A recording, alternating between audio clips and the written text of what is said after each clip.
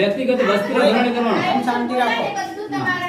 કોઈને આપણે કોઈ પક્ષપાત કોઈને આ વસ્તુ આપણે કોઈ સહી નહીં કરી આલે એવું બોલો કોઈને એવું કામ અટકાય એવું બોલો સહી નહીં બધાનું કામ ચોખ્ખું કરેલું છે. અરે આખી ગ્રામ પંચાયતમાં છે કોણ કીધું? ગ્રામ પંચાયત જે છે બધી જગ્યા છે પણ નકશો હશે ને તમારી જોડે? જે ટાઈમે આપણે આજુબાજુ વાળો દીકતા સારી હતી લીગાનો એટલે પોલીસ પ્રોટેક્શન મંગાઈ તો રસ્તો જ નહીં. એવું થોડી ગ્રામ પંચાયતની છે. અમારા દેવ પ્રશ્ન કરે છે એક બીજા પેરામ કરતા